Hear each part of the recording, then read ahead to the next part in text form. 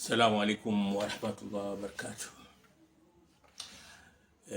Usiku wa kuamkia leo Dar es Salaam imenyesha mvua kubwa sana kiasi ambacho kuna mitaa imefurika, na mimi hapa nyumbani kwangu nje kulikuwa na mti mkubwa kiasi, basi umeanguka. Lakini cha kustaajabu na kimetustajabisha watu wengi pale mtaani, asubuhi tupotazama ile mizizi ilikuwa haijakwenda chini sana, ilikuwa juu juu, kwa sababu miti yote ilikuwa hapa imesalimika, lakini mti huu tu mmoja ndio umeanguka. Nikasema hii ni ibra inayotuonyesha mambo ambayo yanatendeka hivi sasa katika vita baina ya Marekani, Israeli na Irani. Huenda Israeli jua kuonekana wana nguvu, lakini mizizi yake haijakwenda chini sana na rahisi kuanguka.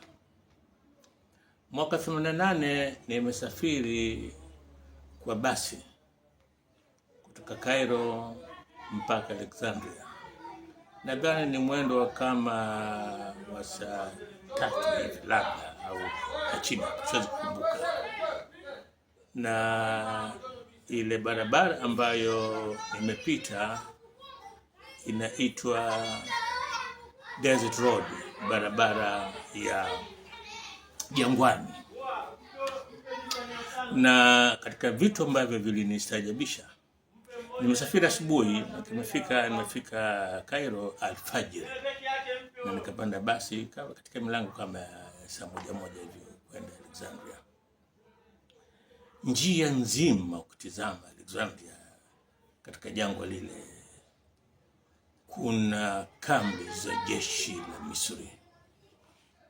Hiyo ni mwaka wa 88, na mimi wa mfuatiliaji sana wa siasa za Mashariki ya Kati, na nilikuwa nimesoma mengi hasa kuhusu vita vya siku 6. Kuna kitu nataka nikuelezeni. Mimi nasoma St. Joseph School, St. Joseph Convent. Siku hiyo mwalimu wa darasa miskindi anaingia darasani, kafuatana na kijana umri wangu lakini na mwili mkubwa.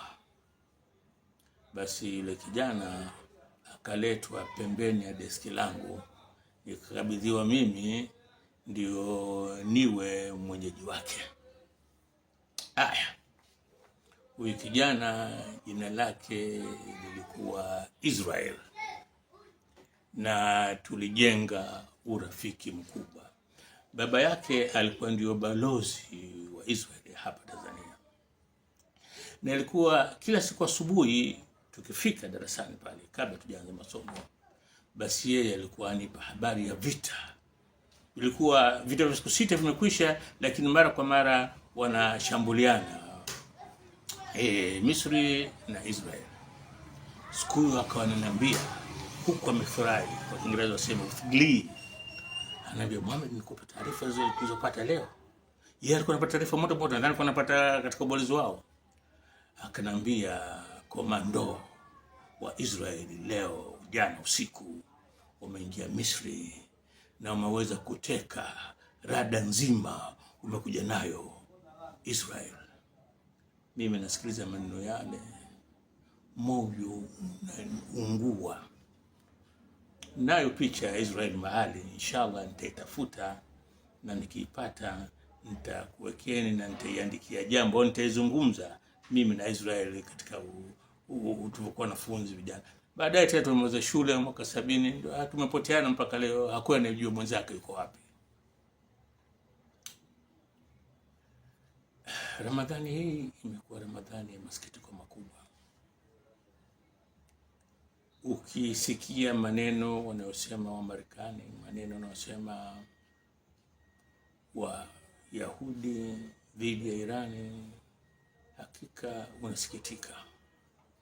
Lakini kuna kitu ambacho mimi nimekifikiria sana na kinajirudia.